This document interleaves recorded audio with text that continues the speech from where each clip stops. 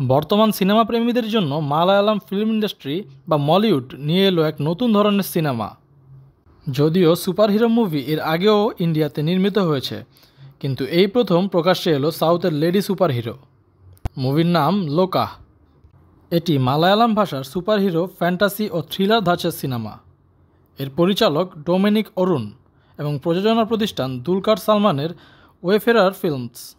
মুভিটি দুলকার সালমানের সপ্তম প্রোডাকশন। মুভির প্রধান চরিত্রে রয়েছে সাউথের জনপ্রিয় ইয়াংস্টার কল্যাণী প্রিয়াদর্শন। লোকাহ মুভিতে তার চরিত্রের নাম চন্দ্রা। প্রধান সহ অভিনেতা হিসেবে রয়েছে সাউথের আরেক ইয়াংস্টার নসলেন কে গফুর। বর্তমান জেনারেশনের মধ্যে দুজনই বেশ জনপ্রিয়। 1 মিনিট 29 সেকেন্ডের টিজারে রয়েছে হাই অকটেন ভিজুয়াল, দুর্দান্ত মিউজিক এবং চমৎকার সিনেমাটোগ্রাফি।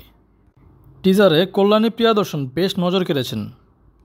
টিজারের দ্বারা বোঝা যায় এই সিনেমাটি একটি চাঁদনি রাত এবং একটি পরিত্যক্ত বাড়িকে ঘিরে।